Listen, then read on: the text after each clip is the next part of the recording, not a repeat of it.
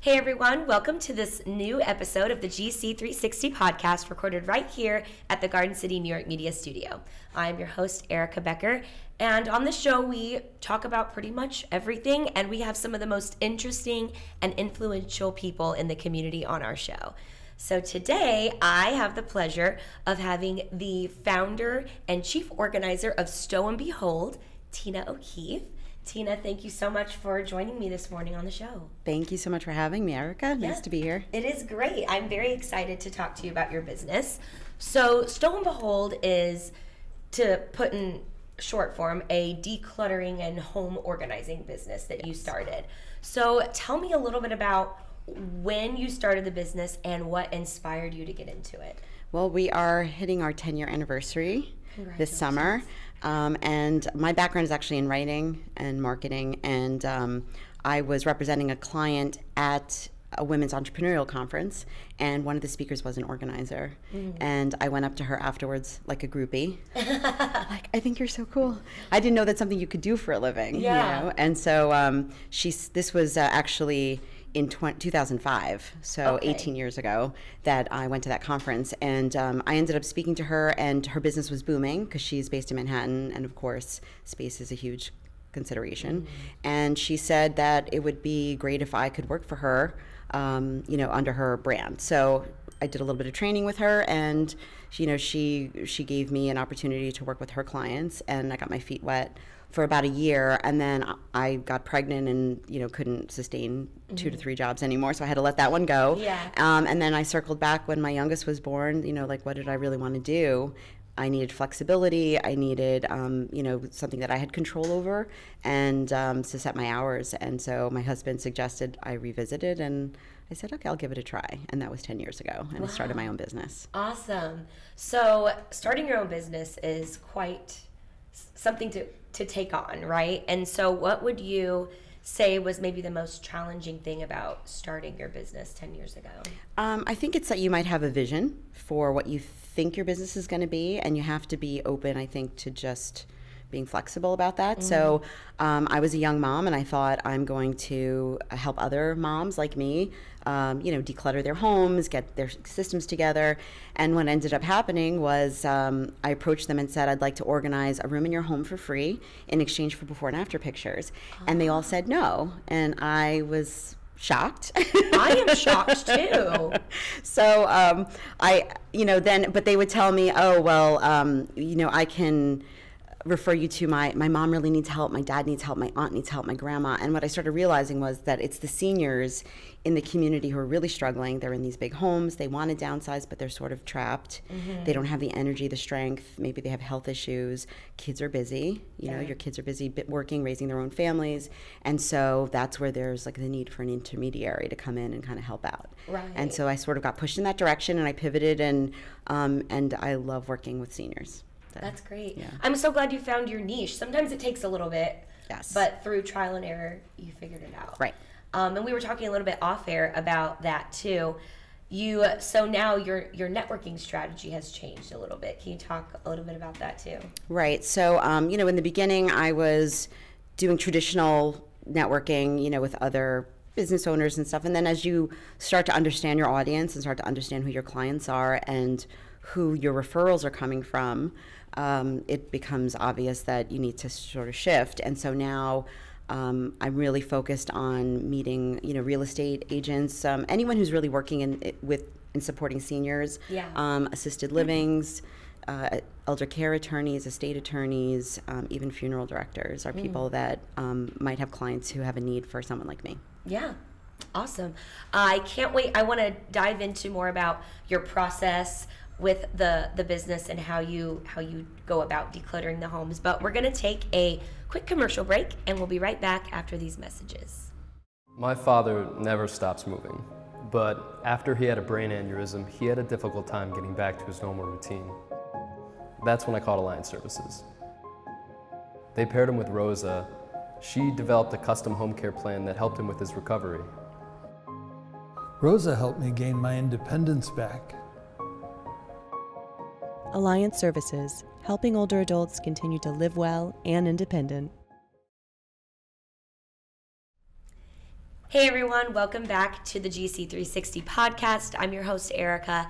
And if you're just now joining us, I have with me Tina O'Keefe. She is the CEO, founder, and chief organizer of her business, Stow and Behold, where she declutters and organizes homes. So we were talking about how you got started and how it is starting your own business. So I want to know a little bit more about now what your process is like in your business. Whenever you go into a home, I'm so curious about how you, like, what you first look at and what you do to help them get things organized. Right. So the first thing I'll tell you is that people are afraid of organizers. Mm-hmm. So when you book a plumber, you have an issue and you call the plumber and you can't wait for them to come. A lot of people call an organizer and then cancel. It happens pretty often. Really? Because there's a lot of fear and anxiety around it. And what I bring is like a non-judgmental attitude. I really don't care how bad it is. And I do go into some pretty serious situations, especially with seniors who have been alone for a while. You'll be surprised at what you'll encounter. And I'm not there to judge anybody or to be like, how did this happen? It's about, let's just figure it out. And so I do an assessment on the spot. You know, we speak on the phone. I might ask for photographs in advance, but typically I walk in and I walk around. I take a lot of notes, and I try to understand what is the highest priority for them. What's bothering you? So the issue is that a lot of people organize. A lot of people love organizing their own homes, and they tell me, like, I love organizing. But when you organize for somebody else, you have to organize to their standards and specifications, right. And it might look very different than Martha Stewart. It might just be, I need things to be accessible. I need paths cleared. Some people need to see everything, so putting everything away will really undermine their ability to function. So everything has to be visible. So it's not always the most beautiful job at the end of the day. It's not the home edit sometimes, but it makes it better for that than individual. Sure. So I assess everything, and then it's a lot of talking in the beginning. It's a lot of like, well, you know, how do you get your mail, and what do you do with it, and where do you pay your bills, and how do we get the paper from point A to point B without leaving it along the way? How does your kitchen need to be set up? Who's cooking? Are you cooking? Does all this stuff need to be here? So a lot of asking questions, and then, you know, what's bothering you the most? Let's start there. And so we usually do a mini project that first day. I always try to do a project that we can start and finish in one go. And that way the person has a sense of success. They get to understand that it's not as bad as they thought it was going to be. It's actually better than they thought it was going to be, or even awesome, maybe. And then we leave on a really good note, and then we make a plan for the future, how it's gonna go. Yeah, I love that. Would you say that maybe that's one of the things that makes you different from other organizers? Because I've never really heard about coming in and starting off on a small project to make it positive. That's really smart, though. Right. Well, it's because it's so specific to an activity that can be very anxiety provoking for some people. Some people love it and they're like, I can't wait for you to come. Yeah. And then some people are like, I am dreading every day before you get here, because they're nervous, they're scared. They can't imagine what it's going to be like. So I used to do consultations where I'd go in and I'd walk around the house and talk about what we're going to do. And I didn't realize that I was striking fear in the hearts of potential clients by telling them that I was going to take everything out of their closet and go through it and put it, you know, like, that's horrifying. Yeah. For someone who has a lot of stuff in their closet and who they don't know what's there, and like they can't imagine how it's going to happen. Like their imagination is completely broken down, and they're like, it's going to be a horror show. Yeah. So I stopped doing that. That's why I stopped doing consultations. I talk to them on the phone, and then I just get there and I'm like, let's just do it. It's going to be great. And then it usually 99.9% of the time it is. Yeah. Yeah. So how did you ever have trouble with taking it personally when I'm sure people maybe have taken out their anxiety on you on the job. So how do you deal with that? So I recently had a client who has some serious cluttering issues, borderline hoarding, and really reluctant to give up anything. And I did feel like a lot of hostility with her, and I kept going back. But every time I left, I was like really defeated. You know, I kind of felt like there was a lot of contentiousness. She's like, I don't really understand what we're doing.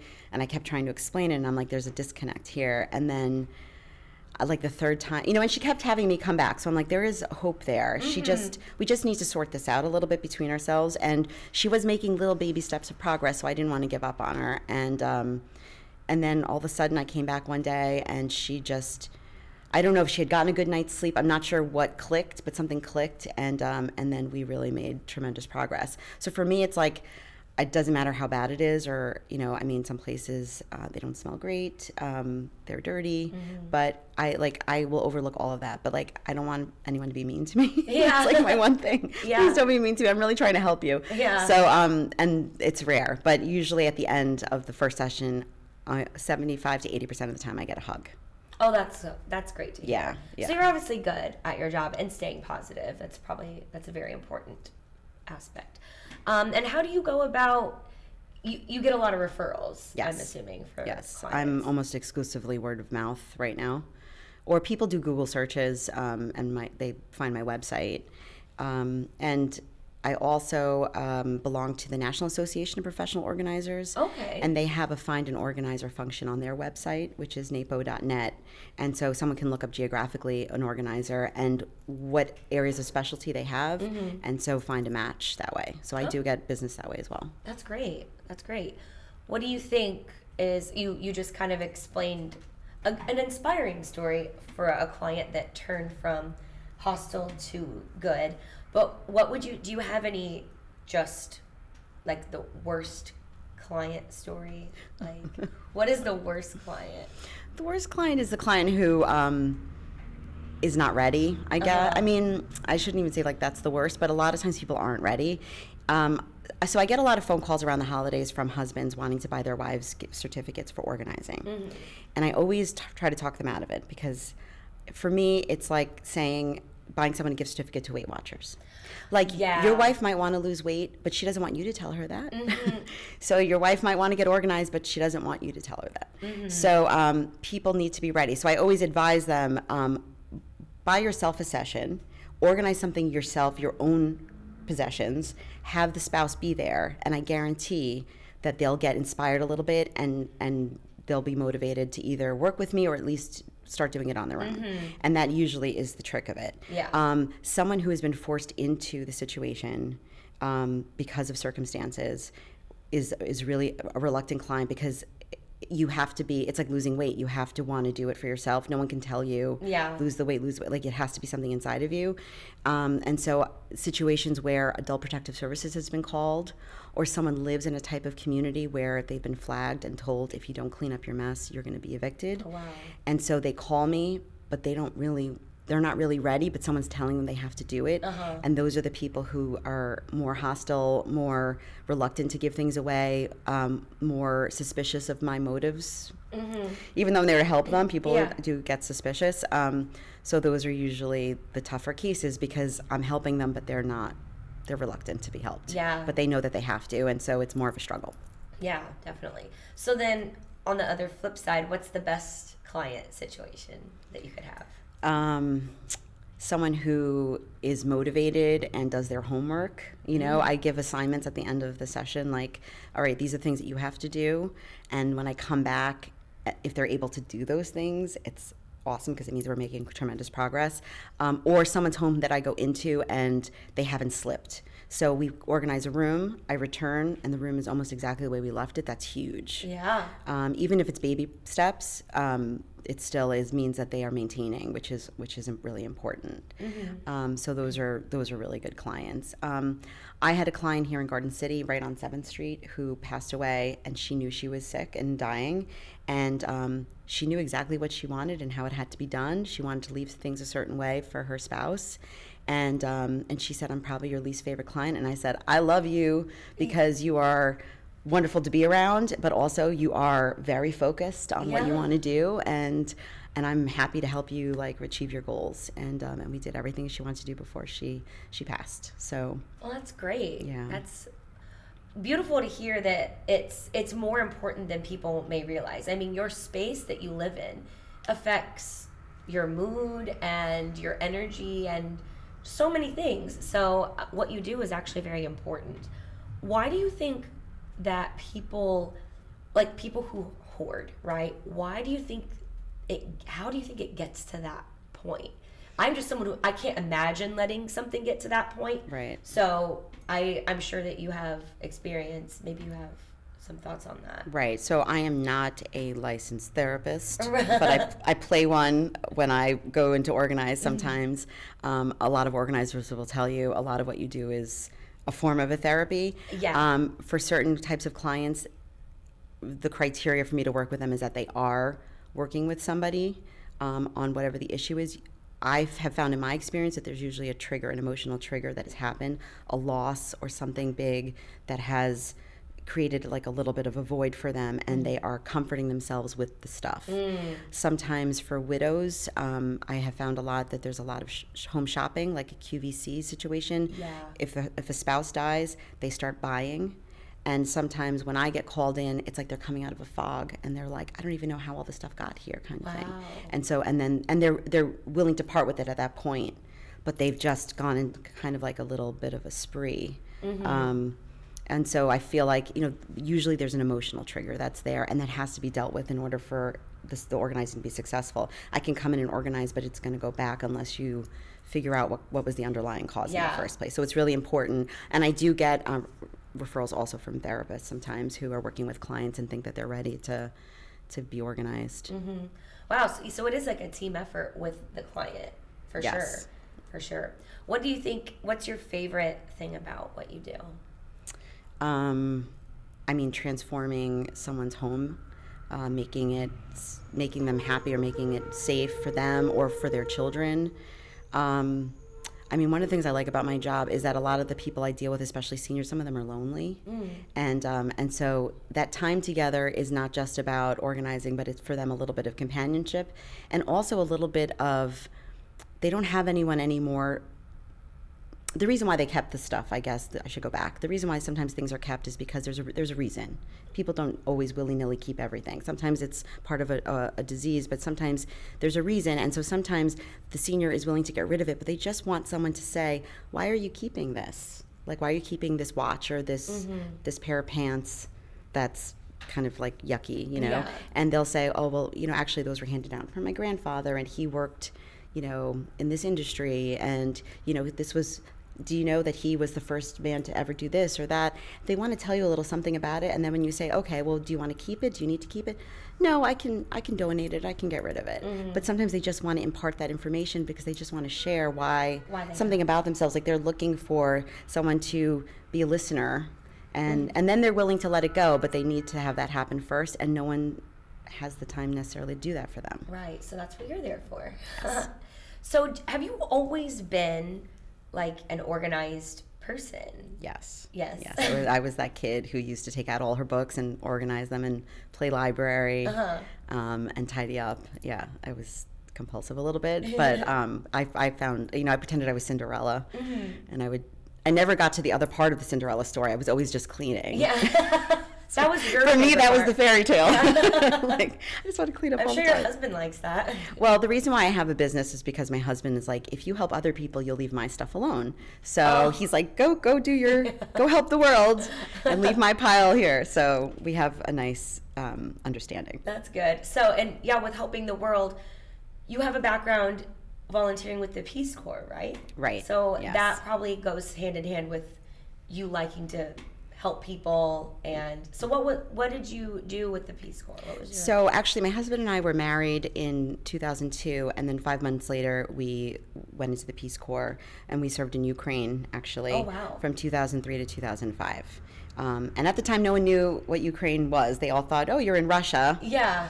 And we were like, no. And now, if for the worst reasons, everyone knows about Ukraine. But it was a really great transformative experience. And both of us were service-minded, which is what landed us in the Peace Corps in the first place. And then, in our regular lives, like we're still very involved in, charity organizations and volunteering. And I, I'm in the Rotary. I do Girl Scouts. Like I like to be part of the community, and I love what I do because actually part of my networking is finding charitable organizations and then trying to use my business to support them. So for example, I'm doing a clean out in Queens of a lady who moved into an assisted living, and the daughter is emptying the apartment to sell it, and she has tons of beautiful things that are almost new. And so I've partnered with New Ground, which is an organization in Levittown, and they are taking all of these items to, when they house homeless vets, they set them up in their new places and give them a new life. And so all of these things will be able to go to a veteran who's just received new housing. So cleaning products and pots and pans and plates and cups and all the kinds of crazy things that you need when you get started and you have nothing. Wow, that's beautiful. Yeah, so I try to do that as much as I can, partnering with organizations that collect clothing or collect household goods, or, I have an organization that accepts wigs, and they send them out all over the country to women who can't afford to buy wigs if they're undergoing cancer treatment, eyeglasses, hearing aids. I also recycle razor blades and toothbrushes through an organization called TerraCycle. So I really try to not throw anything away and try to find new homes for it, and in turn hopefully help other organizations. Yeah, that's a great way to be. It's inspiring to hear too, giving back so much. That's great. How do you find the time to do all of this with also running your own business and you have a family? Yes. I don't know. I wish the days were longer sometimes. Yeah. But I do, I don't know, I find a way to just kind of make it work. I don't always get 8 hours of sleep, but definitely maximize my hours to try to put everything together. Yeah. So being a service-minded individual that you are for most of your life, right? Whenever you were creating your business and, you wanted to start this business because you do enjoy it and you enjoy helping people, how do you do the pricing for these kinds of, because I'm sure there are some jobs that require more effort than others. So Right. how did you go about coming about that structure? So my time is my time, so I charge by the hour. Oh, So it makes it easier because Yeah. it's really hard. And my contract stipulates that the estimate given was based on the decision-making ability of the client. Okay. And that's everything. So if you go into someone's home and they have to touch every single little pen cap, screw, marble, whatever, to see what it is, it's going to take twice as long as someone who says, well, everything here can pretty much go. And then that makes my job a lot easier. So it's really about how the client, how much hand-holding they need. okay.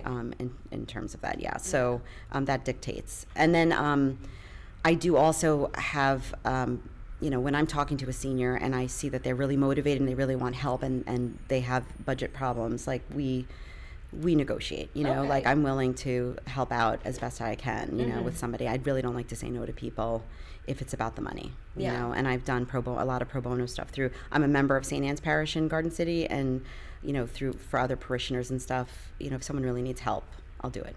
Yeah, that's awesome to hear. I'm sure our listeners are excited to hear about all of that. And I had one other thing I wanted to ask you. What would you say, if you can remember, the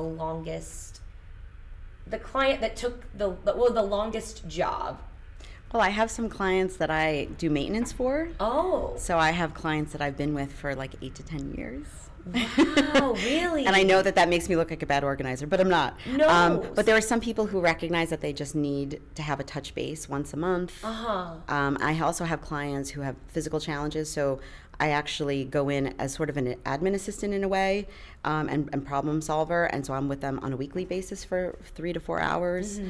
So it really depends, but there are some people, I've been with for a long time. I think that's a good sign that they want you to keep coming in and, Yeah. like you said, touch base. Right. make And sure some everything's people, good. as a problem solver, some people have, the people you trust, like your attorney, your accountant, but those people don't have a key to your home necessarily. They don't know where your stuff is. So I have this sort of weird relationship, not weird, awesome, Yeah. but also unusual, that I have access. And so sometimes if there's an emergency, I'm the one who gets the call to do you know where this is, or can you come into the house and help Wow. us navigate this situation, because you know where everything is, you know how this works, you know how to turn off the water. I kind Yeah. of know sometimes the ins and outs of people's homes.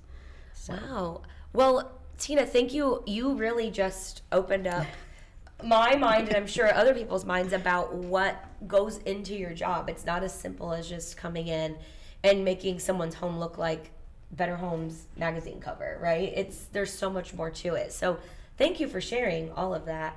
I really admire what you do. And I'm excited that we get to share it with our network and our audience, because I'm sure there's someone out there who probably needs your help and doesn't even know that you exist or that your services exist. Right. So thank you so much for sharing all of that.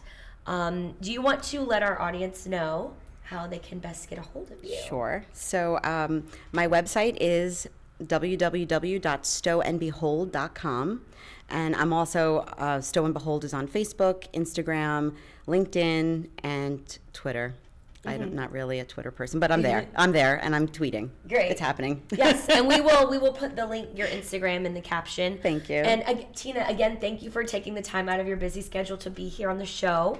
Loved having you. And to our audience, you know how to get a hold of Tina if you need any decluttering, organizing services. Thank you so much for tuning into our show, and we will see you next time on the GC360 podcast.